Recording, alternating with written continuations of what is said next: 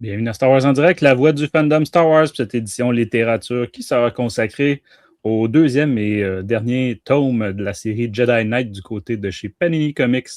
Ici Francis en direct de Québec et comme à notre habitude en émission comics, on rejoint Jean en direct de Vancouver qui, pour les auditeurs uniquement à l'audio, aujourd'hui est sous-titré Jedi de la nuit. Donc, c'est Oui, c'est pour la traduction, voilà, parce que rien. Bonjour, bonsoir, coucou, Jedi Knight, salut à oui, tous. Jedi de la nuit. Voilà, Ouais. salut Francis, voilà, Jedi Knight, Jedi de la nuit, quoi. Ouais, ben écoute, On est bilingue ou c'est la faute de Panini qui n'a pas traduit le titre en français. Parce que rappelons que dans d'autres langues, Panini a traduit le titre. Donc, je ne sais plus si c'est en italien ou en espagnol, mais bref. En espagnol c'est sûr, en italien peut-être, mais effectivement, pas en français malheureusement. Voilà. Donc, ben écoute, Jean, si on y allait, avant d'y aller avec le WhatsApp, on va saluer nos amis de Star Wars Littérature Québec, hein, comme d'habitude, on vous invite Oui. à rejoindre le groupe. Je crois qu'une des plus récentes émissions, justement, ça donne qu'on est dedans, on étant moi. Oui. Pour représenter Star Wars en direct. En fait, on fait la critique d'un fanfiction, mais vraiment d'un roman fanfiction là, physique. Donc, on a vraiment et c'est tout un roman, c'est une brique là, de 700 quelques pages. Vraiment excellent. Écoute, moi, je vais faire une synthèse ultra rapide de ma critique, mais je n'ai pas jugé ça différemment que si c'était un roman officiel. Donc, pour moi, c'est les mêmes critères et j'ai donné une note quand même très, très élevée. Là. C'est vraiment dans le haut de ma pyramide de notes. Donc, je vous invite à aller écouter l'émission. L'émission a une partie sans spoilers au début, là, puis après ça, ça avertit avant de tomber en spoilers. Donc, il est un petit peu dur à se procurer parce qu'il faut vraiment rencontrer l'auteur dans des conventions comme AQC, par exemple. Mais au-delà de ça, là, vraiment, c'est un excellent roman de Star Wars. Et tu n'as pas mentionné son nom ni le titre du livre? Effectivement, c'est Vendetta. Dans Star Wars, Vendetta. Par Loïc. Loïc, j'ai plus son nom de famille. C'est un Loïc aussi. Oui, écoute, je peux le retrouver, mais de toute façon, comme beaucoup de noms français de France, je vais le massacrer, malheureusement, son nom de famille. Là.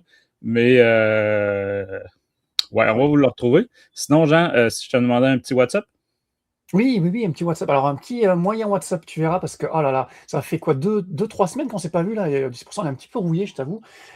Mais donc, avec cette pause de roman Star Wars Canon en ce moment, on a pu lire, alors non pas un, non pas même deux, non pas même trois, mais bien, là, je me suis fait 10 livres Legends.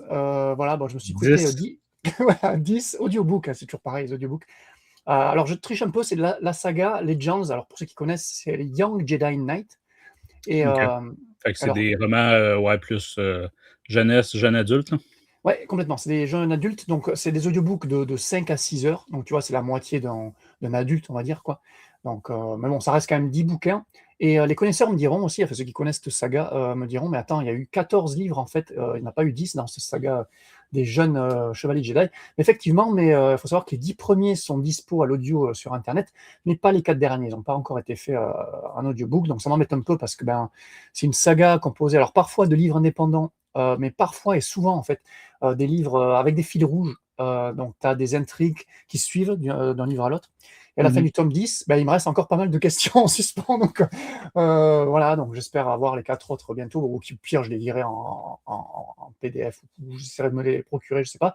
Bref, pour rappel, la saga des Young Jedi Knight, c'est une série donc, de 14 young adultes sortis entre 95 et 98, tous écrits par Kevin J. Anderson. Donc, lui est très connu dans l'univers Legends pour ses contributions, notamment dans l'univers Star Wars, mais aussi dans Dune. Moi, je le lis aussi dans le Dune qu'il étend, l'univers étend du Dune est très, très prolifique aussi avec ses romans qu'il coécrit avec le fils Herbert, justement.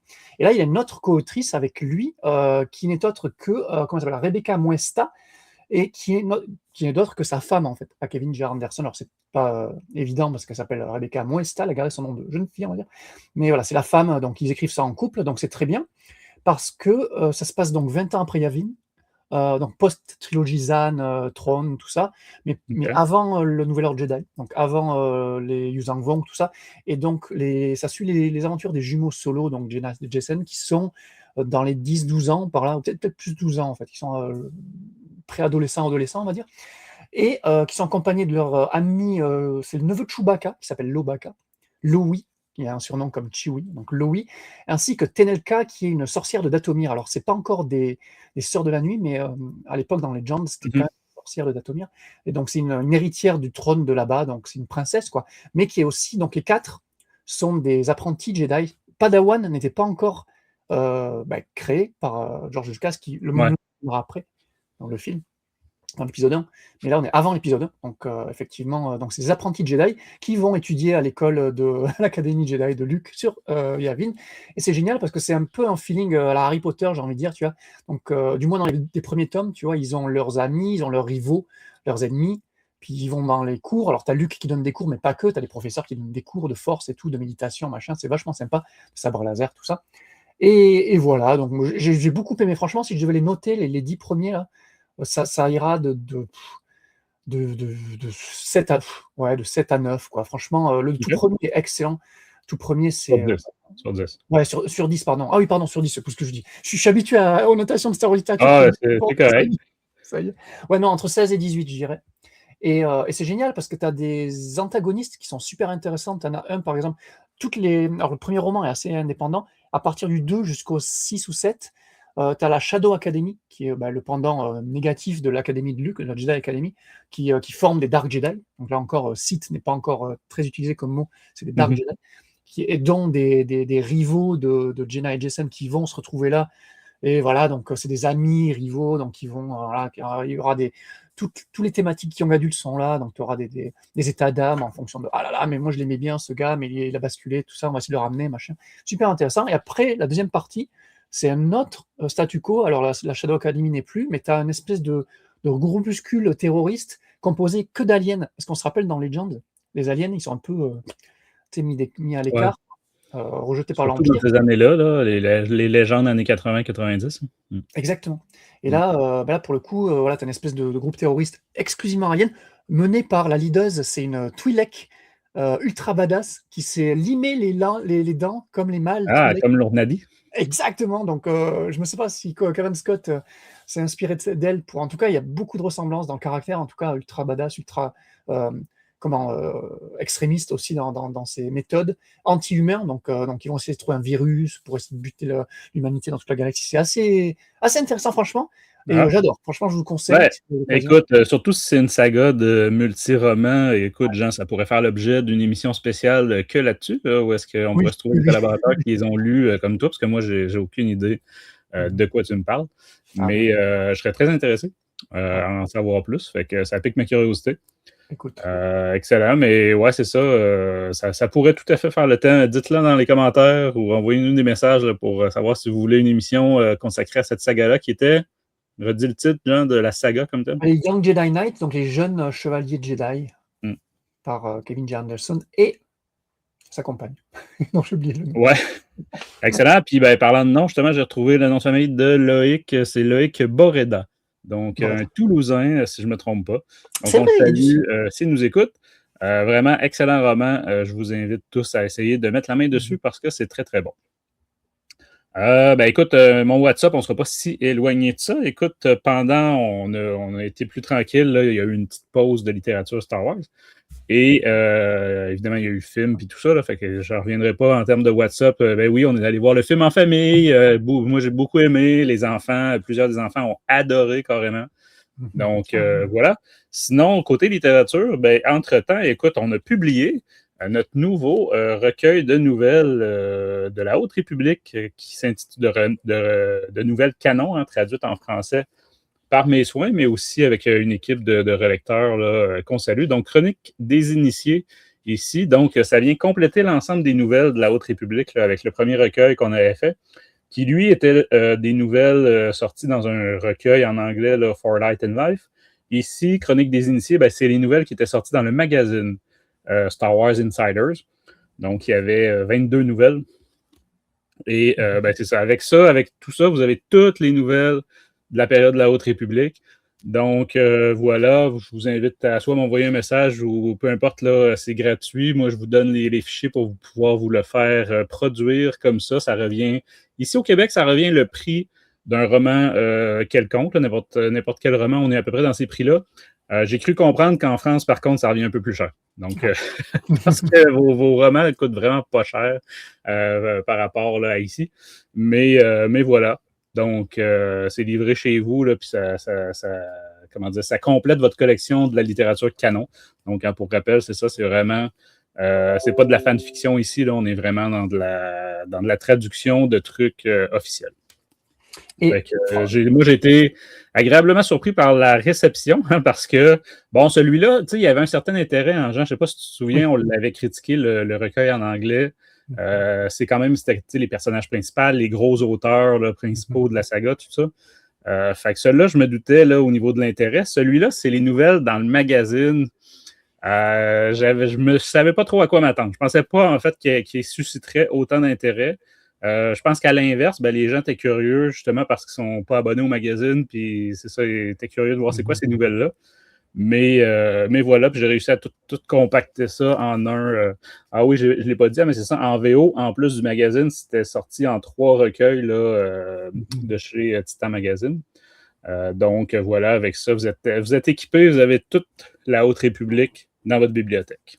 Et le saviez-tu, mon cher Francis, mais justement, Lucasfilm a annoncé récemment, alors je ne sais pas s'ils ont vu ton recueil, ils se sont dit refaire la même chose, parce qu'officiellement, il y aura, en VO seulement, prévu pour le 13 octobre prochain, Star Wars Insiders, The High Republic Case 7, qui n'est d'autre que exactement le même contenu que ce que tu proposes dans ce bouquin-là, en roman. Donc, les 3 réunis. Ouais. La différence, en fait, c'est que les 3 recueils originaux de chez Titan Magazine, c'est pas que les nouvelles, ils mettent aussi des articles qu'il y avait dans le magazine. Fait que, des entrevues, des auteurs, des choses comme ça. Interview, ouais. Donc là, ce dont tu parles, j'imagine que ça va être que les nouvelles. Insiders, mais qui sont vraiment très bien, qui avaient été commencées à être traduites officiellement au tout début, il y en a 3-4 qui va être Oui, dans le fond, c'est qu'il y en a une par année dans le Star Wars, la revue, hein, qui sort une fois par année en France. Que, ça s'appelle la revue, mais c'est 200 pages. Hein. Fait que c'est la revue, c'est vraiment à mi-chemin entre un beau livre, là, une encyclopédie, et un magazine. Moi, je conseille à tout le monde de les acheter. C'est quand même, il y a un prix qui va avec, là, mais dites-vous, c'est 200 pages d'articles et de trucs comme ça. Ouais. Et chaque année, là, ils sont rendus au 5e. Chaque année, il y avait une nouvelle traduite. Il y en a eu 4, effectivement, je pense, de la Haute République. Fait que c'est ça, 4 sur, dans ce cas-ci, 22, plus l'autre, c'était 10 nouvelles. Ouais. Fait que c'est ça. C'est pour ça que moi, j'étais trop impatient pour attendre 32 ans, tu comprends, pour toutes les avoir. Exactement. Voilà. Donc, Jean, qu'est-ce qu'on avait pour les auditeurs récemment? Récemment, on a quasiment exclusivement du Mandalorian et Grogu, parce qu'on a 2 avis, donc 2 émissions différentes, avec un avis, je crois que c'est Team Québec, et notre avis Team France, si je ne dis pas de bêtises. Ouais. Voilà. Et puis avant ça, on a quoi? On a la conférence de QC qu'a donné notre cher Sylvain, accompagné de Sébastien et de 2 invités dont j'ai complètement oublié le nom, devant le public, voilà. Tu montres la miniature ici. Je crois qu'il y a une Sia et Hélène, si je me souviens bien des noms. Voilà. On n'a pas écouté encore tout ça. On se garde avant de regarder le film, avant d'entendre parler. Ok, t'as pas vu le film encore, Jean?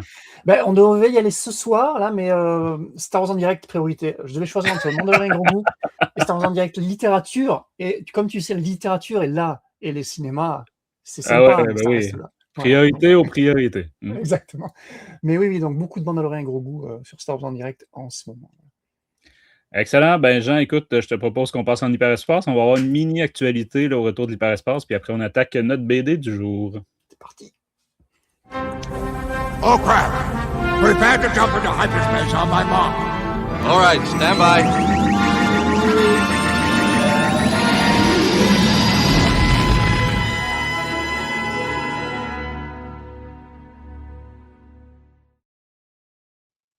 De retour de l'hyperespace, écoute, comme je disais, je voulais partager une mini-actualité qui est arrivée aussi dans les dernières semaines. Ça rejoint nos 2 sujets, hein, mon WhatsApp de traduction de nouvelles bénévoles et ta saga littéraire, parce qu'ici, on parle d'une suite à la saga X-Wing. Donc, un X-Wing 0. Hein, donc, qui, si j'ai bien compris, parce que je n'ai pas lu l'intégralité des X-Wing, j'ai bien compris, ça fait le pont entre la série de comics et la série de romans. Et c'est traduit par Antoine Gou, là, qui est un un Suisse, si je ne me trompe pas, avec qui on collabore aussi sur d'autres projets, qui est souvent actif sur les différentes pages là, de littérature. Et vous voyez à l'écran sur le site de Star Wars Universe, ben, c'est ça, vous avez les liens, les fichiers à télécharger. Lui, dans le fond, il a fait la traduction de cette fanfiction-là. C'est une fanfiction américaine. D'accord. Ouais, c'est ça, j'ai pas précisé hein, que c'est pas canon ou légende. Là. Évidemment que ça se passe dans la période légende. Dans la continuité légende, mais c'est ça. C'est comme vraiment une fanfiction de suite, ou en tout cas de préquel là, à la fameuse saga X-Wing. Puis, comme vous voyez à l'écran, là, c'est ça, vous pouvez aller chercher le lien en EPUB pour lire ça. Donc, chapeau à Antoine pour la traduction de ça avec son... Il était quelques-uns là, dans son équipe. L'auteur, du côté américain, c'est Gregory O. Scott.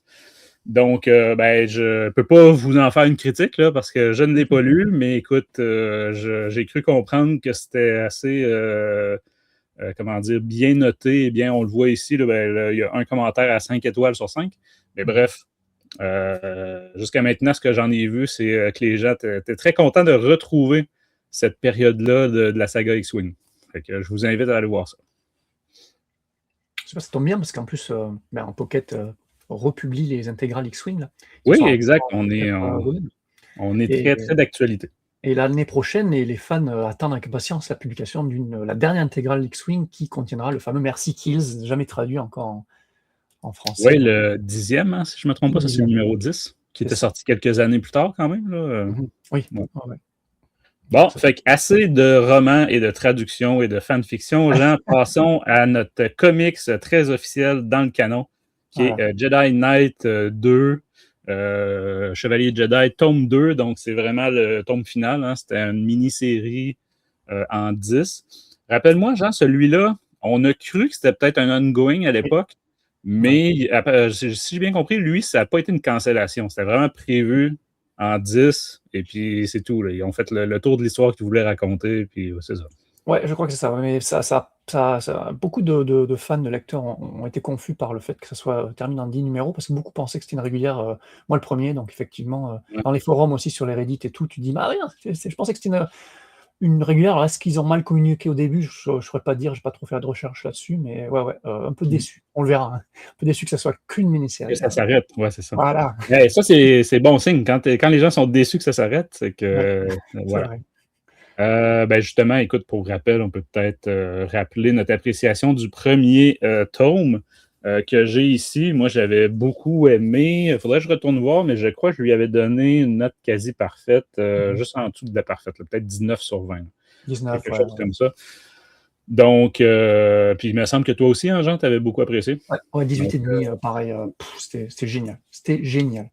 Et puis, j'ai lu depuis notre critique, j'ai lu d'autres critiques sur différents sites, puis même chose, là, peu de gens. Il y a quelques personnes qui ont moins aimé l'aspect dans le premier album.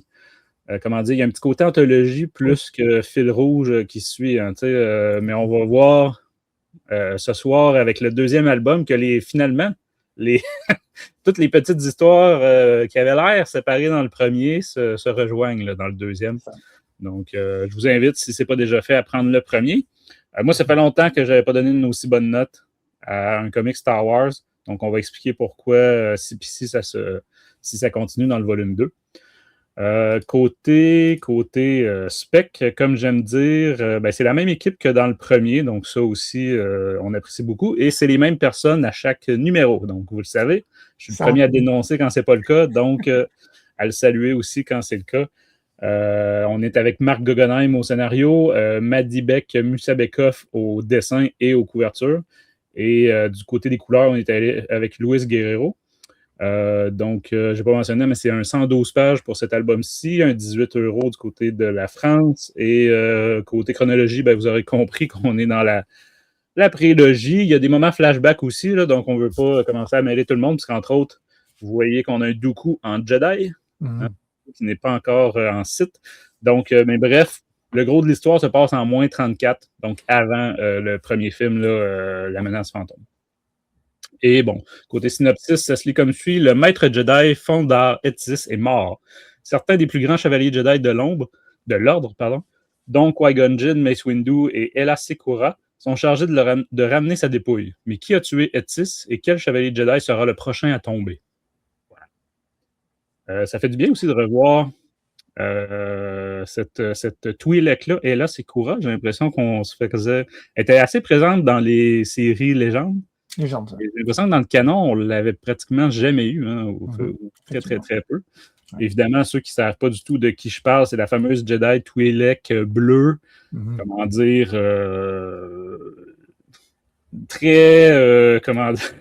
très à la mode sexy des années 2000.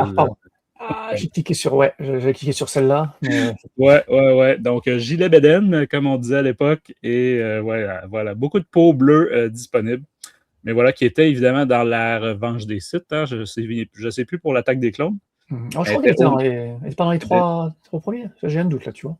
Je me souviens plus pour les deux autres. Mais je sais qu'elle était dans la revanche des Sith parce que, bon, spoilers, hein, elle meurt à la fin. 66, tout ça. Oui, la fameuse 66, sur la fameuse planète végétale, là, oui, on s'en rappelle.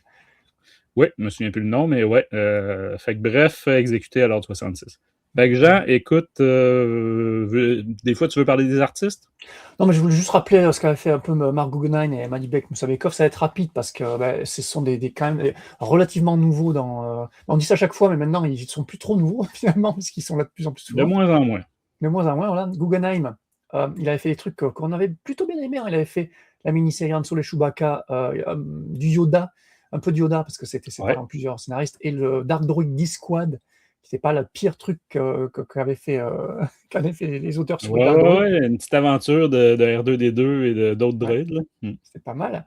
Plus quelques Edge-Off, rappelez-vous, les Républiques Rébellion, tout ça, voilà.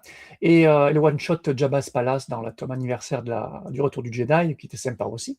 Et Moussa Bekov, lui, alors là, tu l'as dit, un seul dessinateur de tout le tome, là, ça c'est quand même impressionnant, c'est quand même bienvenu d'avoir une consistance, une certaine consistance dans les dessins, c'est bien ça. Et lui, on l'a vu un petit peu de plus en plus comme Guggenheim. Dernièrement, on l'a vu dans Shadow of Maul, voilà, la fameuse préquelle en comics de la série animée de Maul, là, Shadow Lord. Donc c'était lui déjà. Et puis, il avait fait que beaucoup de gens aiment. Oui, on a hâte de le critiquer celui-là aussi. Il a fait un peu d'Obi-Wan, un peu de série Star Wars 2020, voilà. Donc voilà, c'est deux auteurs qu'on apprécie. Puis écoute, aux couleurs Luis Guerrero, le premier tome, c'était très, très joli, les différentes ambiances, parce que de mémoire, on visitait plusieurs planètes, puis des éclairages, des ambiances très différentes. Donc, on verra aujourd'hui. Donc, avant de partir en partie spoilers, Jean, comment tu as trouvé ta lecture de ce deuxième volume? Alors, comme tu l'as dit, on avait déjà adoré le premier tome, et on pensait que ça allait être une régulière, et ça va te percevoir plus tard, avec une certaine déception que c'était une mini-série en 10 seulement. Et là, voilà, je trouve que, on l'avait déjà dit pour le tome 1, déjà, l'époque prélogique, elle n'est pas tant exploitée que ça dans le canon, en tout cas dans Legends c'était le cas, mais pas vraiment dans le canon. Donc déjà, c'était plutôt cool de retrouver un peu les Jedi de l'ordre, mais pas que. Le concept de Guggenheim aussi est excellent. On va te faire comme des histoires, tu disais, relativement indépendantes. On passait d'un numéro à l'autre avec un genre de Jedi principal. Donc ça, c'était pas mal. La promesse de départ était intéressante. On verra dans ce tome-là, effectivement, ça change un petit peu. Donc ça, c'était pas mal. Le plot est relativement simple. Hein. Enfin, le plot, l'histoire générale, on va dire, le scénario général, le fil rouge, on va dire. Qui-Gon est menacé par un mystérieux meurtrier. Bon, voilà, on va essayer petit à petit d'apprendre qui il est, comment il s'est dégoupillé, pourquoi ce gars-là veut le tuer absolument, tout ça. Bref, c'est classique mais efficace, comme j'aime le dire. En plus des Jedi du Conseil, ou d'autres comme Ayla Secura, parce que je crois pas, non, elle ne faisait pas vraiment du Conseil, hein, elle était un peu à part. Mais je pense pas qu'elle était dans le Conseil. Ouais, voilà ça. Comme Qui-Gon aussi, d'ailleurs, Obi-Wan, tout ça. Enfin, il n'y a pas que des membres du Conseil, mais il y a aussi des Jedi un petit peu à l'écart qu'on rencontrait dans les films. On a aussi des Jedi inédits à cette série. On l'avait dit pour le tome 1, il y en a 3 notamment. Et moi, je les trouve tous ultra stylés, que ce soit par leur design, déjà. Je trouve les designs vraiment excellents, mais aussi surtout par leur personnalité qu'ont donné Guggenheim et Moussa Bekov. Moi, j'aime beaucoup. Mention spéciale à Sierra Longa, on le verra dans un des numéros, qui a un style très, très amérindien, là, que j'aime beaucoup, j'adore, quoi, avec ses longues tresses. Là. Et Guggenheim, là, je trouve qu'il gagne de plus en plus de points au fur et à mesure de ses productions Star Wars, avec ce tome 2, là. D'autant que, comme pour le tome 1, je ne sais pas si tu te rappelles, il y avait eu un numéro un peu spécial. Je ne sais plus si c'était le numéro 3 ou 4, un numéro un peu concept, qui changeait un peu dans la forme avec que des pages entières en fait. C'est que des splash pages Mhm. sur splash page sur splash page avec les espèces de gros kaiju, les grosses monstres là. Ouais. C'était original d'avoir que des grosses pages et tu te dis que niveau dessin, le gars, Musa Bekov, a dû vraiment y aller quoi, parce qu'en plus c'était magnifique, quoi, c'était superbe. Et là, on a aussi, avec le numéro 8, je ne vais pas vous en parler plus longtemps, mais voilà, le numéro 8 est aussi un concept différent. Là, c'est pas le même genre de concept, mais aussi un numéro concept, mais tout bonnement excellentissime.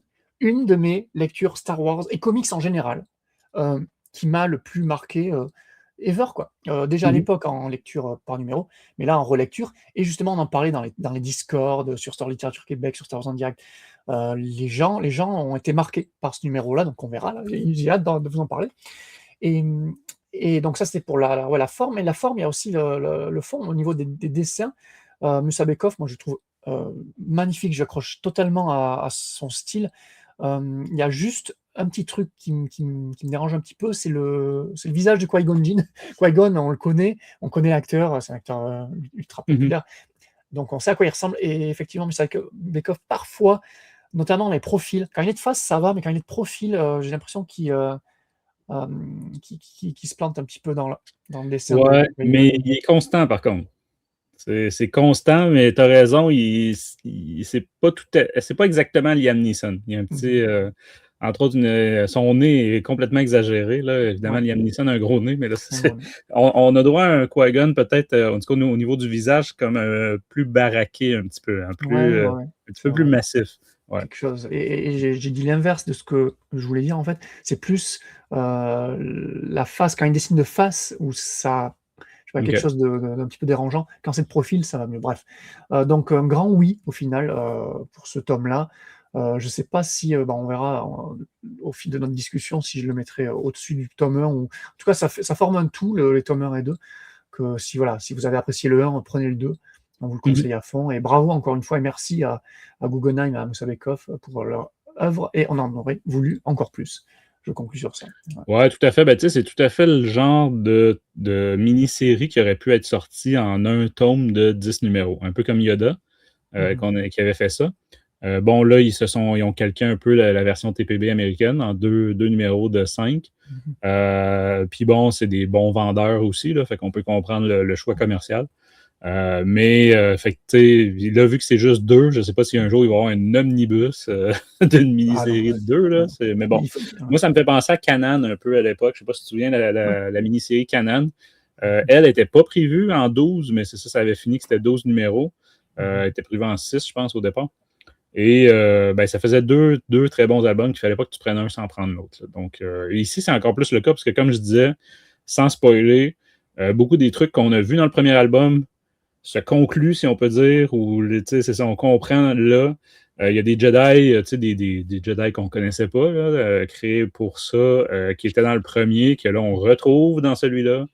En tout cas, fait que plusieurs trucs comme ça, là, des rappels. Tu parlais des kaiju aussi, là, Ouais. moi, j'aime pas le concept de kaiju, mais là, c'est plus des dinosaures que des kaiju. Mhm. Tu sais, c'est sur une planète, justement, aussi très jungle. Tu sais, ça fait Jurassic Park un peu, là. Ouais, c'est ça. Donc, fait que, en tout cas, j'ai mieux aimé ici que dans d'autres. On en a parlé avec Aurélien Buvès de Panini l'autre fois, là. Ah oui. Moi, les kaiju dans Star Wars, d'habitude, c'est pas mon, c'est pas mon dada, là. Mais bon, ici, ça passait très bien. Sinon, écoute, au dessin, que dire, moi, je suis fan. Vraiment. Je pourrais comprendre que certains aient des réticences sur le style. Je sais qu'il y a quelques fonds vides ici Ah et oui, là. Je sais que des fois, les gens critiquent ça là, quand il y a des fonds vides. c'est vrai. Il y en a quelques-uns ici et là. Mais globalement, pour moi, c'est le haut du panier là, en termes de l'écurie Marvel, là, Star Wars en ce moment. Donc, fait que côté dessin, bon, c'est le même qui fait les couvertures. Encore une fois, non, je parlerai des couvertures plus tard. Parlons du scénario. Marc Guggenheim, tu l'as dit, on l'a eu sur plusieurs choses. Ben, écoute, moi, je trouve que ça va que en s'améliorant. C'est drôle à Mhm. dire, là, mais justement, il avait fait des petits one-shots là, dans les Age of, comme tu dis, le numéro anniversaire là, sur Jabba, des choses comme ça. La série sur Han Solo, c'était bien, sans être, comment dire, extraordinaire. Là, celui-là, pour moi, c'est dans du très, très bon. Et ben, la série sur Darth Maul. Quoique non, c'est pas lui au scénario. Hein. Je pense sur Darth Maul, c'est le dessinateur, Oui, voilà, oui, mais pas le exactement. scénariste. Ouais, Voilà, c'est ça. c'est Ben Percy, je crois, le scénariste. C'est ça. Fait que bref, moi je trouve que ça fait, puis avec le coloriste Luis Guerrero ici, ça fait vraiment une équipe de choc. Là. Donc, chapeau de les avoir gardés pendant les 10 numéros. Et j'espère qu'on va les retrouver ensemble aussi. Parce que visiblement, il y avait une bonne comment dire, complicité. Là, ils se complétaient bien. Fait que voilà. Puis côté couverture, ben écoute, encore une fois, je ne comprends pas le choix de Panini pour les couvertures. Aurélien nous a donné quelques indices sur ces choses-là l'autre fois, là, quand on l'a rencontré. Ceux qui n'auraient pas écouté notre émission, on vous invite à aller l'écouter. Là. C'était celle où on critiquait la fin de la Haute République, donc l'album La peur des Jedi, qu'Aurélien était présent. Fait qu'il nous a donné une longue entrevue quand même avant qu'on fasse la critique de l'album. Mais cette fois-ci, ils ont choisi le 10e numéro, donc celui où on voit plein de Jedi, puis il y a plein de couleurs. Ben oui, c'est pas laid, là. C'est pas laid, mais pour moi, c'est presque la pire des 5 de l'album. Personnellement, j'en aurais choisi plusieurs autres avant ça. Là. Par exemple, le numéro 8 dont tu parlais. Il y a peut-être celle avec Windu, puis là, c'est Sakura qui est moins intéressante. Oui, effectivement. Mais bref. Ouais, mais ils ont suivi la VO. Là, je chipote, là, c'est pas dramatique. Là. C'est la VO Marvel a choisi la même aussi, donc Panini a repris Marvel. Ah, moi, je comprends. Tu vois, je comprends le fait qu'il y ait plein de Jedi pour une série qui s'appelle Jedi Knight. Bon, écoute. Ouais, c'est ça. C'était un peu... ça faisait écho aussi au premier album, là, où là aussi, c'était comme tout un florilège des Jedi les plus connus. Là. Qui était même plus sympa, Tom, je la préfère. Oui, effectivement. C'était pratiquement photoréaliste sur le tome 1. Là. C'était incroyable, la qualité du dessin. Là. Donc, c'est Radza, on en parlera, les couvertures, mais malheureusement, c'est le seul artiste, le cover artiste du tome 1, on n'a pas pu revenir pour le tome 2, mais on en parlera plus tard. Donc, voilà. Moi, j'ai pas nécessairement plus que ça à dire. Vous aurez compris que j'ai bien apprécié... Comme toi, là, après discussion, on donnera nos notes, mais ça va pas s'éloigner beaucoup, certains, de la note du premier album. Exactement. Donc, autre chose avant de partir en spoilers? Hein? Non, c'est parti, hâte de OK, on va peut-être mettre un petit avertissement, surtout pour les gens à l'audio.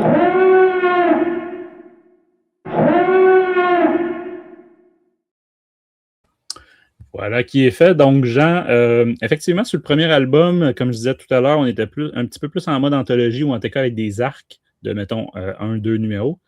Cette fois-ci, c'est pas vraiment le cas. Donc, je te propose, c'est ça, de nous faire un résumé spoilers de ce qui se passe dans cet album-là, de la totalité. Écoute, parce que pour moi, c'est quand même un long fil rouge, cet album-là. Il y a un petit passage dans le passé, ici et là, mais même encore, c'est pas la totalité du numéro, si je ne me trompe pas. Hein. Les flashbacks de Qui-Gon. Donc, là, on suit plus Qui-Gon tout du long, plutôt qu'avant, où c'était des groupes de Jedi différents, sauf encore une fois le numéro 8, vous verrez.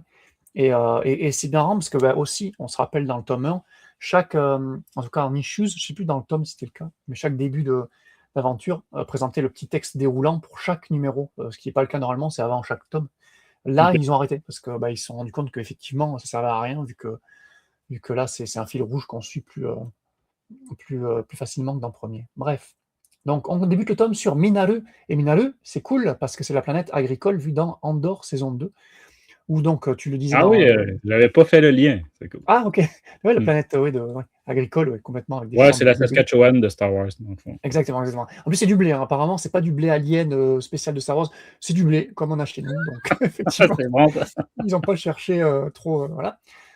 Donc, tu l'as dit, un maître Jedi a été assassiné, le maître Ed6, voilà. Et donc, il y a Mess, Qui-Gon et Aayla Sakura qui vont s'y rendre pour enquêter, enfin non, pas pour enquêter, pour ramener le corps sur Coruscant. Mais bon, ils sont sur place, donc autant enquêter. Donc, le Jedi maître Ed6, là. En fait, c'est Qui-Gon qui, je t'interromps, hein, Jean, mais eux, à la base, il est censé être mort naturellement. Mais c'est Qui-Gon qui ressent du côté obscur, tout ça, il dit non, c'est pas une mort naturelle. Il y a quelque chose de bien, et non, c'est pas une mort naturelle, effectivement, parce qu'ils se rendent compte très vite qu'il a été empoisonné, le maître Ed6. Et oui, juste pour dire, Ed6, c'est un maître Jedi inédit, pour ce tome-là. Donc, il a été empoisonné, et il se trouve que Corlys Wrath, on se rappelle Corlys Wrath, c'est le fameux ninja, l'antagoniste principal qui en veut à la vie de Qui-Gon, il est sur Minaru aussi. Donc, il neutralise Mace et Ayla, puis se rue sur Qui-Gon. Superbe combat là dans les champs de blé, justement, sur c'est une espèce de machine énorme qui s'appelle un combiné, un immense véhicule qui sert à récolter le blé, mais genre, Ouais. ça Une fait méga moissonneuse-batteuse. ouais, ça fait au moins 4 ou 5 de haut, moi, c'est pas ce truc de fou. Qui-Gon, lui, il veut des réponses pendant son combat. Il sait que Corlys Wrath a tué Maître Edsis pour justement faire venir Qui-Gon et l'affronter. Et quand Corlys prononce le nom de Sin-Sara, Qui-Gon va se friser, va se geler sous le choc. Et ce qui permet à Corlys, c'est ça, de le planter et de le laisser pour mort. Donc, est-ce que Qui-Gon va mourir? Là, on ne sait pas trop. Ce qui rejoint la vision qu'Obi-Wan avait eue. Donc, effectivement, Obi-Wan avait une vision de Qui-Gon qui se faisait poignarder. Donc, c'est exactement ce qui se produit. Parfaitement. Donc, Ayla et Mace retrouvent Qui-Gon, donc qui est empoisonné, comme Maître Edsis. Ils arrivent, par contre, à le stabiliser. Ayla découvre que Sin-Sara, c'est le nom d'une planète, en fait, dans le secteur d'Anoat. Tu te rappelles? Secteur d'Anoat, la bataille de Jakku, ça se passe un peu par là. Donc, ils y vont. Ils sont plutôt mal accueillis sur la planète Sin-Sara. Les Jedi, ils sont pas trop les bienvenus. Malgré tout, il y a un local qui va les aider, avouant que le poison provient bien de cette planète. Le poison est utilisé par les bannis. Les bannis, c'est un groupe de bandits dont la base se trouve au milieu d'une forêt un petit peu fantasmagorique. Et ils ont aussi l'antidote, apparemment. Donc les Jedi y vont, enfin Mace et Ayla y vont se faire attaquer par les bannis, les fameux bannis, qui ressemblent étrangement aux ninjas, à Corlys Wrath, en fait. Donc baston, ils sont acculés par le nombre de ninjas qui les entourent. Donc les Jedi vont un petit peu se rendre au chef, qui s'appelle King Gara, et qui est OK de leur échanger l'antidote à une seule condition, c'est de tuer le Kaijula. Le Kaijula, c'est justement un de ces monstres gigantesques vus dans le tome 1, qui a été amené sur cette planète-là, sur Sin-Sara. Donc il est tout seul, mais il décime les bannis, parce qu'il n'est pas sur sa planète d'origine, donc il fout un peu le bordel, ce monstre. Donc voilà, il dérange les bannis, donc les bannis demandent de l'aide aux Jedi. Le duo va réussir à terrasser le monstre, il récupère l'antidote, ramène Qui-Gon Coruscant. Tout est bien qui finit bien, mais pas trop, parce qu'en fait l'antidote stabilise Qui-Gon, mais Qui-Gon reste dans un coma induit médicalement. Voilà. Et donc là, on passe au numéro 8, et vous le verrez. Donc le numéro concept de ce tome, après le full splash page du tome 1, là on a un numéro full à la première personne. Alors c'est-à-dire que toutes les cases de tout le numéro seront du point de vue du lecteur, qui est celui du personnage principal, et qui est une jeune force sensitive du nom de Sona Taj. Donc, et en gros, voilà, prenez un jeu vidéo, voilà, c'est comme un jeu vidéo à la première personne, donc on est du point de vue du regard de Sona Taj. Donc on verra jamais son personnage, hormis dans des reflets d'eau, de miroir, tout ça. Et les autres personnages vont directement nous fixer, à nous, lecteurs, pour interagir avec elle, quoi. Et c'est le cas même sur la couverture. Donc, vous comprendrez que c'est un enfant, le personnage. Hein, donc, c'est ça. Vous voyez un peu la couverture. Là, donc, c'est les grands maîtres Jedi qui la regardent de haut, ce qui est tout à fait normal. Exactement. Et c'est juste incroyable comme concept. Alors, moi, j'ai jamais vu ça dans un comics pour ma part, quoi. D'autant que ce qui se passe, c'est pas que le concept, il y a aussi l'histoire, c'est excellent. Je vous raconte, écoutez. Donc, la jeune Sona Taj va être recrutée par Baren Khanna et Sira Longa, qui sont deux des Jedi inédits à cette série qu'on vous parlait là précédemment. Sona va abandonner ses parents et rejoindre donc les deux Jedi. Sur le chemin de Coruscant, ils vont devoir faire un détour pour aider un vaisseau en détresse. Il se révélera que le signal en détresse est un fake et en faux, ce sont des pirates. Donc les deux Jedi vont sortir de leur vaisseau et se font attaquer dans le hangar par les pirates. Sona, elle va rester dans le vaisseau, mais quand elle va en sortir, parce que voilà, elle s'ennuie un petit peu, elle va witness la mort ultra brutale de Sira, qui va être tuée d'un coup de blaster un peu à cause de Sona, parce que c'est un peu elle qui l'a distraite. Et Beren, lui aussi, va y passer dans la même manière, quoi. Il va se faire laminer à coup de blaster. Comme je disais, des personnages qui étaient apparus dans le tome 1 aussi. Là. Ouais, voilà, qui meurent brutalement dans le tome 2. Moi, c'était le choc. Hein. Donc là, chef des pirates. Je t'interromps encore, Jean, mais je pense que ce qui rend la chose très émotionnelle, à la fois la mort des Jedi, mais même, t'es passé vite, hein, mais le recrutement, entre guillemets, là, il la force pas, la petite fille, mais c'est déchirant. Tu as la séparation avec les parents, qui lui expliquent à un enfant le pourquoi, et puis que tout le monde pleure, tout ça. Et tout le long, comme tu disais, du numéro, on est dans les yeux de la petite fille.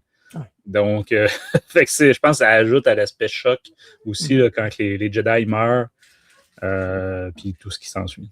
Ah oui, oui, oui, oui, effectivement, la séparation avec les parents est déchirante, d'autant que si vous êtes parent de petites filles, de petits garçons, enfin, vous êtes parents en général, Comme euh, c'est le cas de nous deux, hein, là, on a tous les deux une ben, jeune fille, donc ouais. voilà, je vais pas te demander si tu as versé ta larme en lisant le truc, mais moi, à l'époque, en numéro, et là encore par tome, mais j'avais l'estomac qui se nouait tellement j'étais. Ah et surtout, ben, on en Mm. parlera plus tard, mais ce que dit le père, moi, tu vois, j'en ai les larmes aux yeux là, qui me montent toujours. Ouais, bref, Mm.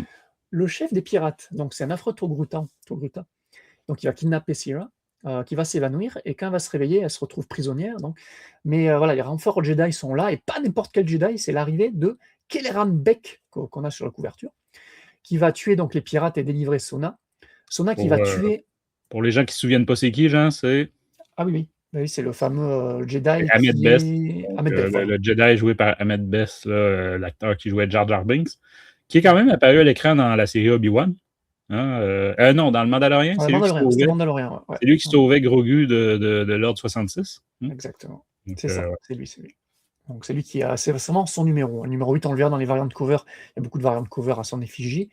Et donc, pendant l'échappée de Sona et de Kelleran Beck, Sona va tuer d'un force push la chef des pirates. Donc, elle ne contrôle pas encore bien sa force, mais bon, là, les émotions vont le faire force push le chef des pirates qui va tuer, qui va tomber dans un trou.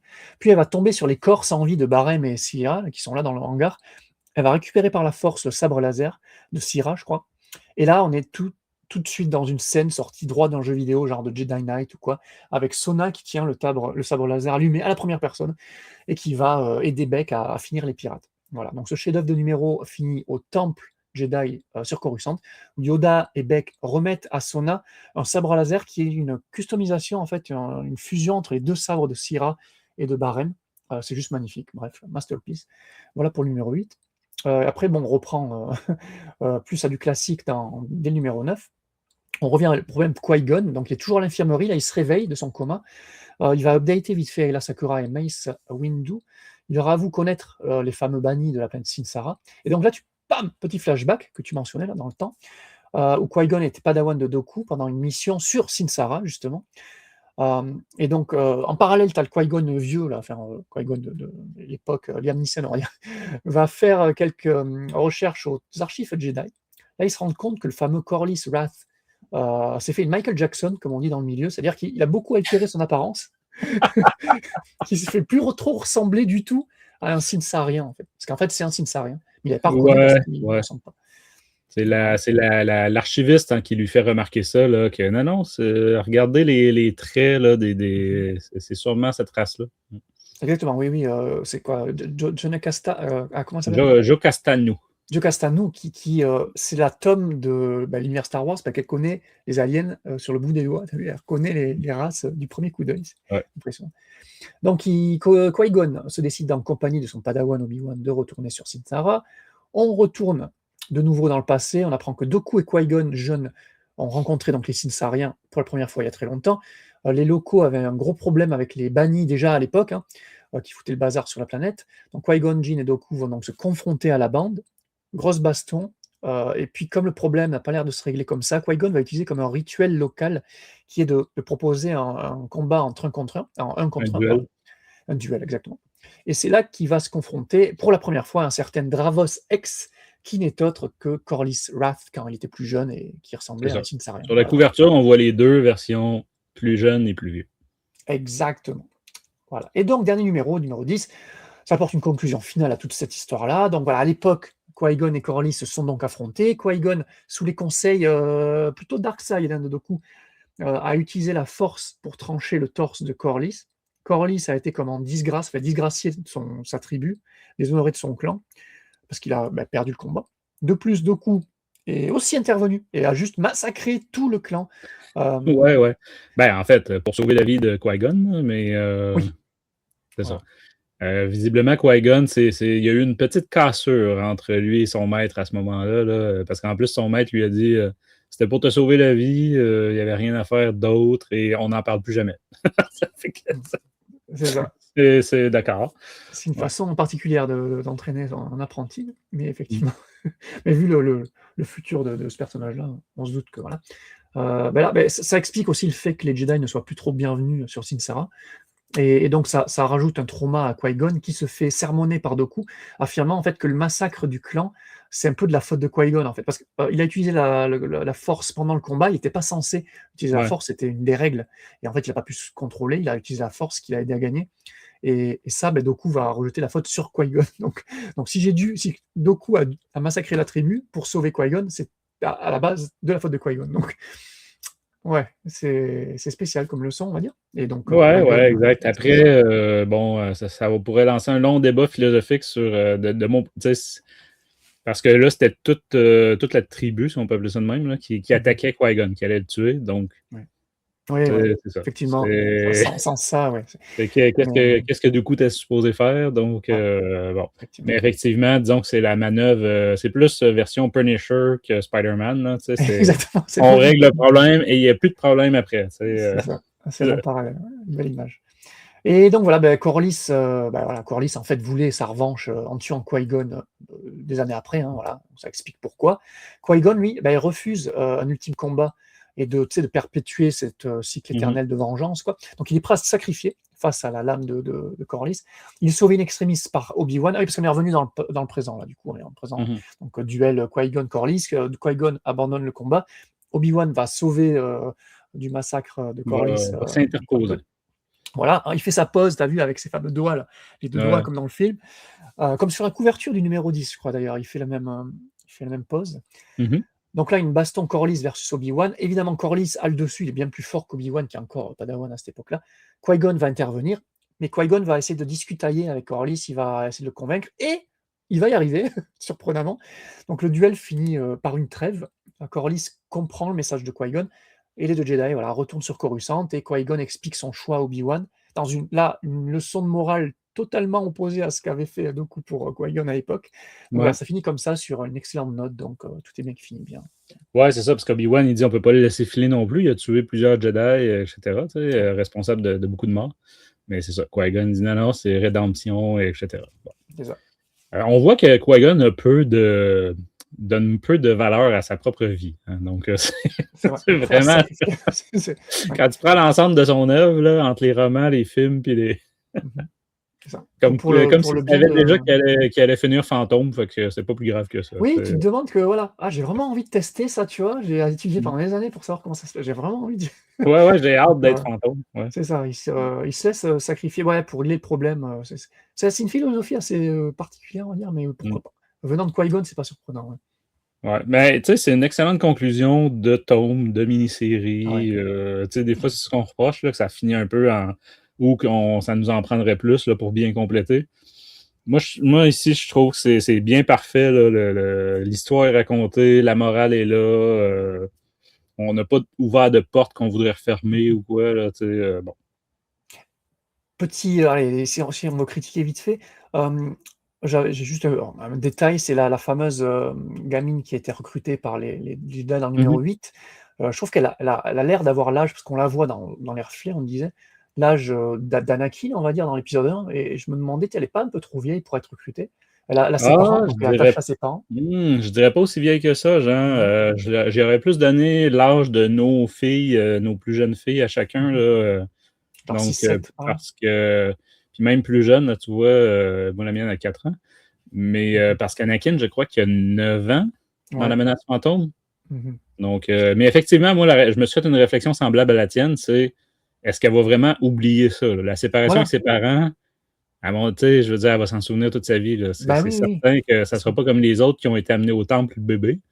Euh, mais ouais, je ne donnerais pas aussi vieille qu'Anakin. Mais bon, détail. Sinon, que la race était très intéressante. Je n'ai pas vérifié c'était quelle race, mais c'était une race alien là, à la peau rose.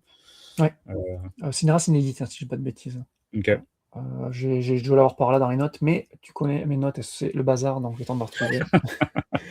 Mais effectivement, ouais, et donc là, on vous dit juste la séparation avec ses parents. Mm. Ça ressemblait un petit peu à cette race alien de la sœur de Porter Engle, là, même. Ah, peut-être, non, je sais pas. Ah, Barash. Peut-être. Barash, ouais. Donc là, on voit, c'est vraiment. En plus, en niveau composition, je trouve que voilà, Musa Bekov et Guggenheim, hein, c'est un travail d'équipe. Je trouve que c'est magnifique, là. Tu vois, la séparation, c'est des cases similaires, Ouais. mais juste avec.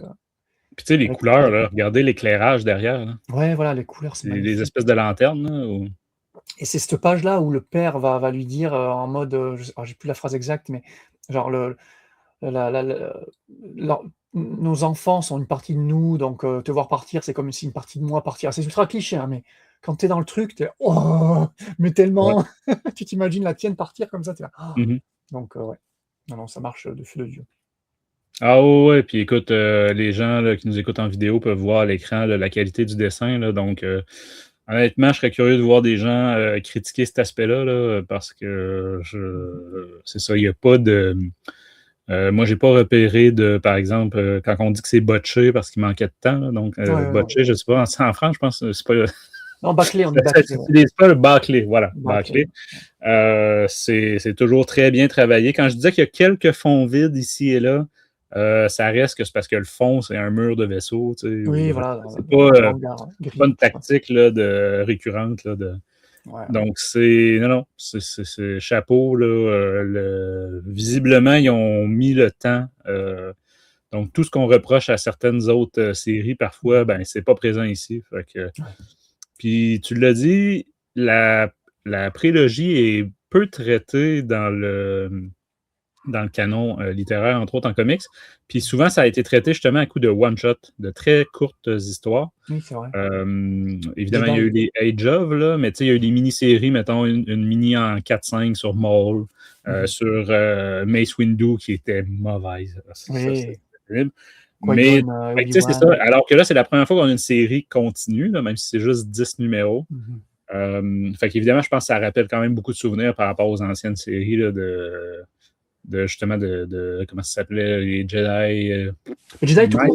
Knight, Jedi Jedi. tout court. Moi, je les avais lus les Jedi tout court et c'était vraiment super sympa. Je Ouais. focus pareil sur un Jedi particulier de l'ordre ou pas d'ailleurs. Mm, Mais ouais, ouais, c'est très bien ça. Ça me fait penser beaucoup à ça, Jedi Knight, Jedi. Il y mm, avait, même Ella Secura, il y en avait un sur Shakti et tout ça, donc ouais. c'était vraiment bien. Ce qu'il n'y a pas, qu'on peut mentionner, qu'il y a quand même souvent dans la période prélogique, qu'il n'y a pas du tout ici, c'est l'aspect politique. Tu sais, il y a eu quelques négociations sur des planètes, Mmh. des choses comme ça, mais il n'y a pas du tout, là, Palpatine n'est pas là, il n'y a pas de Sénat galactique, tout ça. Là. Ça, c'est Non, pas non. là. On est vraiment dans de l'action très, très terrain des Jedi. Fait Mmh. que certains ont dit c'est pas très original en termes d'intervention de Jedi sur une planète. Là. Bon, on a vu ceux qui vont chercher une jeune fille, ils se font avoir dans un guet-apens là, par un message pirate, tu avais des Mmh. négos avec des planètes, tout ça. Mais bon, moi, ça m'a pas spécialement dérangé. Après, il faut pas nécessairement toujours réinventer la roue. Là. Non, non, là, encore une fois, Mais, la recette est relativement classique, tu vois? Un mhm, meurtrier mystérieux qui en veut à un des Jedi, donc bon, ouais, c'est d'enquêter sur ça et non, non, justement, c'est plutôt bien fait, hein. C'est mhm, plutôt bien fait parce que la manière dont Guggenheim, narre son histoire est relativement originale, quoi. C'est le faire un petit fil rouge, d'employer plusieurs, Jedi, autour comme ça, mhm, pour venir ensuite sur ouais, non, c'est vraiment intéressant. Encore une fois, les Jedi inédits, les 3 là, alors il y en a 2 sur 3 qui meurent. Il y a celle qui avait ses électro-tattoos, enfin, pas des électro-tattoos, mais qui avait des tattoos, qu'on voyait dans le tome 1. Elle n'est pas là dans ce tome-là, mais elle est encore vivante. Donc il y en a 1 sur 3 qui est vivante. Moi, j'aimerais beaucoup la retrouver et même, d'autres histoires avec les 2 qui sont morts, la Barem et Suna. mhm. Même s'ils sont décédés, ben, des histoires qui se passent avant, moi, j'aimerais beaucoup les retrouver, ces personnages-là. En tout cas, elles sont canon, donc ça fait plaisir. Mhm. Non, tu sais, Heu, tout est bien, les races aliens choisies, tout ça, même pour les espèces de ninjas, comme tu les appelles depuis tantôt, là. J'ai trouvé ça très cool, la race. ouais. Écoute, la présence d'Ella Secura, très Ah oui. active ici, là, moi, j'adore aussi. Surtout Euh, Ayla, je rebondis sur ton Ayla. ouais, Tu l'as dit, hein, on la voit trop peu dans la prélogie et trop peu en mhm, littérature canon, aussi ouais, et là j'aime bien parce que, tu sais, au tout début du tome, comme dans le tome 1, l'auteur, qualifie introduit les personnages avec juste, 2-3 trucs, genre, le plus drôle c'est Qui-Gon, il y a marqué non conformiste, tu vois? mhm, Tu Mace, c'est, calme dans la tempête, et Ayla, elle est qualifiée comme, démontre de fortes capacités de leader et justement, comme dit, Ayla, c'est même accompagnée de Qui-Gon et de Mace, c'est elle qui prend le lead. C'est elle qui prend des décisions et mhm, qui prend un peu les devants, comparé les 2 autres qui restent un peu en arrière et justement, ça permet de développer un peu ce personnage qu'on a tous aimé, au niveau de sa plastique, on va dire, de son design plutôt, pour essayer de rattraper le coup. Mais Ben, les Twi'lek en général, hein, donc ouais, ouais. voilà, mais voilà, plus ça va et plus on donne une personnalité à ces personnages-là et ça fait plaisir Ouais. parce que Ouais, c'est plus juste des danseuses à Cantina là, ou exactement. chez Entre Cabot. l'ourdindi et puis là, un petit peu Ayla, donc c'est quand même cool de l'avoir un petit peu développé là-dedans. Tout à fait. Écoute, sinon, ben, on a parlé vite des couvertures, là, que c'est Moussa Bekov qui les fait. Oui, Attends, vous l'avez j'avais fait? juste envie de parler d'un personnage. Dans le numéro 7, et je crois qu'elle est sur une des couvertures, on voit la physicienne, un Jedi, qui s'appelle Rig Nema, qui va soigner Qui-Gon. Et Oui. Ben, sur les couvertures, je pense pas, mais sur une variante, alors la variante 7, on va essayer de vous la mettre, c'est celle-là, voilà, la 7 numéro 2. OK. Donc c'est l'espèce d'alien là, avec son espèce de chapeau bizarre. Mhm. Et donc ça, c'est un personnage très obscur, vu seulement dans un seul épisode de la série The Clone Wars. Dans Ah le ouais? roman Brotherhood aussi, elle est vite fait là. Et petite trivia, alors déjà dans la série, dans l'épisode, c'est la même voix que la voice actress de Padmé, donc voilà. Mais encore plus cool comme anecdote, l'apparence de Rig Nema est en fait basée sur un concept art pour Mace Windu par Ian McCaig. Tu te rappelles de Ian McCaig? Parce qu'on en parle OK. souvent en ce moment, parce qu'il a tout le temps fait, il a beaucoup fait des concept art pour Dark Maul, Mhm. notamment des concept art qu'on avait vus de l'archiviste de Ouais, Kira. espèce de limite la sorcière là, dans je sais plus quel film, là, Exactement. bref. Bon, je dirais Pierre des Caraïbes, mais peut-être ça fait penser autre chose. Bref, Ah oui, aussi, à un moment donné, ouais. vite fait. Et il avait fait aussi un concept art qu'on a retrouvé dans la nouvelle qu'on a chroniqué récemment chez Saveur Littérature Québec, le fameux le Lando avec des tattoos, tu vois, l'espèce de marchand. J'ai plus son nom, c'est Vanessa Arpo, voilà. Je sais pas si ça dit quelque chose. Dans une nouvelle de Cavan Scott de la Haute République du Chevalier. Bref, en tout cas, son Oui, personnage oui, est oui, basé oui. sur Dark Maul. Erreur du passé, là, quelque chose comme ça, erreur passée. Exactement, erreur passée, voilà, c'est dans cette nouvelle-là où ce personnage apparaît juste là. Et lui aussi, c'est un concept art de ce fameux Ian McCaig, qui est un concept designer qui a beaucoup travaillé sur les personnages dans la prélogie et l'épisode 7 aussi.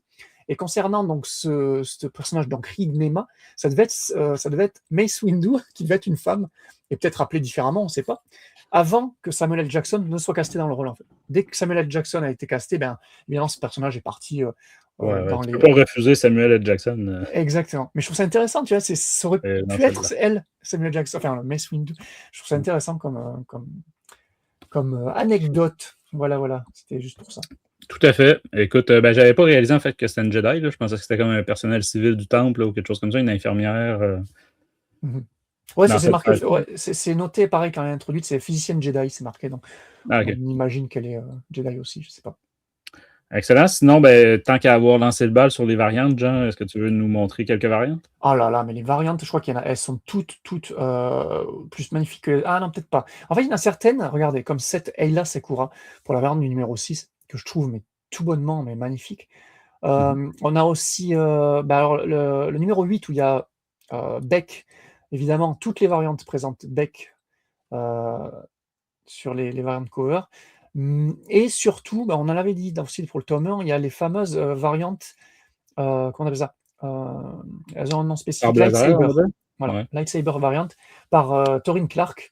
Et donc là, vous voyez, alors il y a plusieurs Jedi qui ont été choisis, certains qui ne sont même pas dans le tome, Ouais. mais Ça tu reste vois, que comme c'est chaque super beau.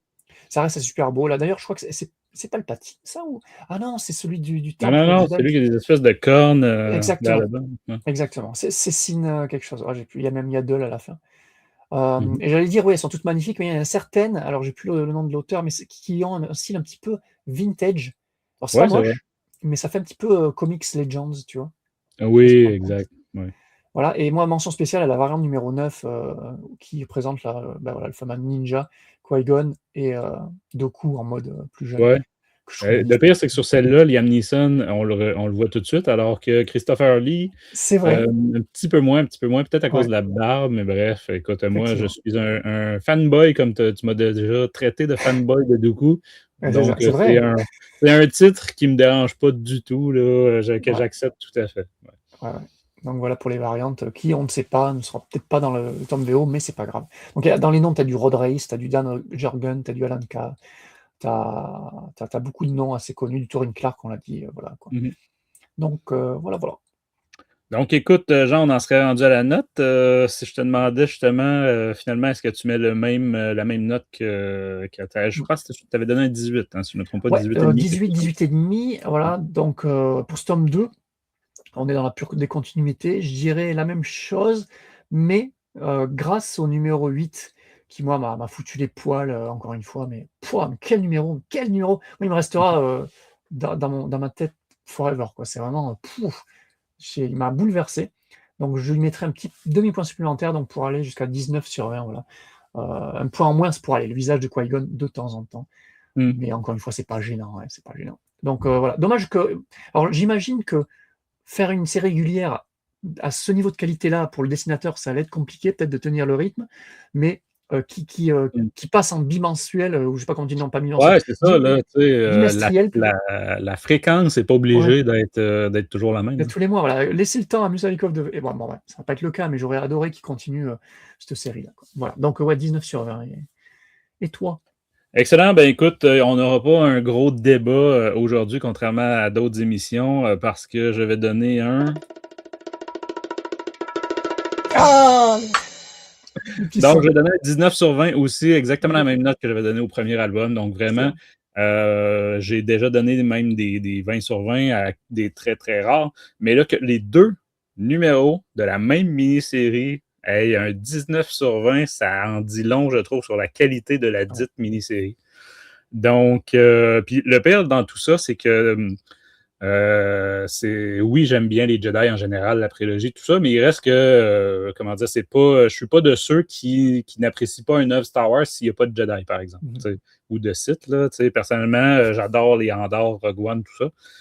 Ou les œuvres d'Alexander Freed, là, plus guerrières, en général. Fait que c'est pas non plus parce que je ne jure que par les Jedi, mais vraiment ici, chapeau, c'est extrêmement réussi. Donc, courez, vous procurez cette mini-série-là en 2 tomes.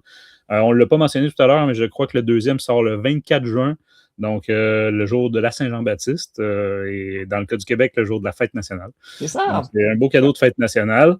Et voilà, dites-nous en commentaire ce que vous en avez pensé. Je suis vraiment curieux de voir si notre enthousiasme est partagé par vous, à la fois côté scénario que côté dessin. Je sais, il y a l'aspect que c'est juste 10 numéros et non pas une série régulière. Et il y a le fait que certains s'attendaient justement à une longue saga à la Haute République ou peu importe. Là, bon, c'est ça. Mais en tant que tel, en tant que ce que c'est, une mini-série en 10 numéros, principalement sur Qui-Gon, moi, écoute, je suis hyper satisfait. Donc, chapeau. Ouais, pareil. Tout pareil. Ça compense pour beaucoup de mauvaises BD qu'on a eues dans les dernières années. Donc, excellent. Jean, si je te demandais qu'est-ce qui s'en vient avant, en fait, de te demander qu'est-ce qui s'en vient pour les auditeurs, peut-être rappeler aux gens d'aller faire un tour sur la boutique de Star Wars en direct. Oui. Vous procurez toutes sortes par exemple, le chandail que tu portes aujourd'hui, mais il y a toutes sortes de designs là, de toutes les sortes. Moi, j'ai mon petit coup de cœur pour celui de la convention au Japon, là, avec le mont Fuji là, qui forme la forme de Vador. Mais évidemment, le slogan de la série Andorre. Vous voyez aussi le logo spécial Star Wars en direct pour les 25 ans. C'est quand même pas rien, là, 25 ans. Et le grand classique, le mash-up, si on peut dire, de Lego, Lego Space. Je pense que c'était vraiment un des premiers que notre leader suprême avait fait sur la boutique. Moi, je l'ai en version bleue, là, t-shirt bleu, fait que ça fit parfaitement comme à l'époque des Lego Space là, qui étaient principalement bleus, mais pas que. Donc, voilà, allez faire un tour sur la boutique pour soutenir l'émission, pour soutenir le podcast. Pour rappel, on n'est pas rémunéré. Ça sert uniquement à payer les dépenses parce que, par contre, ça, oui, on en a des dépenses. Donc d'ailleurs, restez à l'encoute, mais il s'en vient bientôt une conférence au Comic-Con à Montréal. Donc là aussi, on vous réserve un thème intéressant cette année et une meilleure programmation horaire, on va dire, cette année aussi, parce qu'on a la chance d'être dans la plus grosse journée là, de la fin de semaine. Ouais. Voilà. Fait que Jean, côté prochaines émissions, qu'est-ce qu'on peut déjà annoncer? Alors, en littérature, on a déjà prévu de vous parler du tome qui sortira le même jour que Mhm. ce tome-là de Jedi Knight, qui comptera les contes cauchemardesques voilà, de Cavan Scott, donc qui sont les fameux petites histoires horrifiques, spooky, comme on vous mentionne relativement souvent, qui sortent pour Halloween en général en VO, et là qui ont été compilés dans un tome complet qui sortira chez Panini donc le 24 juin, donc c'est très très cool. Et Mhm. on vous promet, là, cette fois, c'est sûr, ce mois-ci, on vous sortira notre émission sur les mangas de la Haute République, les derniers tomes. Donc voilà, ça a mis un petit peu de temps. Il faut dire que mon co-animateur a a été plutôt occupé ces derniers mois. Donc c'est une émission qu'on vous promet depuis janvier, mais qui arrive bientôt, on vous promet. Donc c'est Edge of Balance, c'est, rappelle-moi, un équilibre fragile. Oui, un équilibre Voilà. fragile, le 4e tome, hein, je pense. On va compiler tome 3, 4 et le fameux Prémonition, là, qui était sorti un peu à Ouais, côté. un genre de one-shot à côté, là, ouais, Voilà, c'est ça. sur Yoda. Mm. C'est ça. Excellent. Ben écoute, merci Jean. Et je vous rappelle, comme toujours, les pouces, les commentaires, les partages, tout ça, là, en particulier sur YouTube, ça fait une grosse différence. Mais sur toutes les plateformes audio aussi, là, vu que vous êtes principalement sur les plateformes audio, là, notre auditoire, ben maintenant, un peu partout, vous pouvez laisser des notes aussi, puis vos commentaires directement là-dessus. Puis évidemment, on vous invite aussi les différents réseaux sociaux, mais entre autres le Discord de Star Wars en direct. Là, venez discuter avec nous de tous ces beaux sujets-là. Ces temps-ci, il y en a beaucoup, hein, parce que entre le film, qui, sans soulever des passions et des grands débats philosophiques, ça reste que les avis Oui, sont quand même un peu partagés sur le film. oui, ça génère une Mandalorian est discussion. au bout. Oui. Mm. Je Des ne veux pas belles en dire trop parce discussions. que Jean ne l'a pas encore vu. Donc, Non, justement, mais je vois qu'il y a de très belles discussions sur le Discord, donc rejoignez-nous pour ça, mais effectivement, on ne peut pas trop les joindre, ces discussions, tant qu'on n'a pas vu le film, mais peut-être ce week-end, je dirais. excellent. Écoute, moi, je suis allé voir en IMAX, Jean, fait que je ne sais pas s'il y a un IMAX dans ton coin. Il y en a un, mais Le film a été IMAX, quand tourné même, en IMAX. c'est Donc, dispendieux, IMAX, hein, donc ouais, bon, c'est plus cher. C'est plus cher. voilà. Ah ouais, moi, quand je suis allé, j'avais tous les enfants et j'avais même la blonde, donc la copine d'un de mes fils. Je pense qu'on était à 8. Fait que bref, Ah oui, la soirée m'a coûté quand même assez cher au mais IMAX à 8 personnes, là, avec les popcorns, les breuvages, tout ça. Là. ouf. Mais bon. Ouais, c'était un Écoute, bon souvenir. ça en vaut la peine. Déjà, ça faisait Mm. quoi, 7, non, 6 pas ans, 7 ans déjà? ouais, 5 ans? 5 ans qu'on n'avait pas eu de film? Ah, ben Ouais. là, 2019, ouais, effectivement. Donc, écoute, c'est ça. C'est pas. Avant, on disait c'est tous les ans qu'on a un film, là, mais là, ce n'est plus le cas. Donc, je t'encourage à aller le voir Ah IMAX. oui, c'est prévu, il faut qu'on trouve une fenêtre. Excellent. Donc, voilà, de la part de toute l'équipe, merci d'avoir été à l'écoute de Star Wars en direct, la voix du fandom Star Wars, et que la force soit avec vous.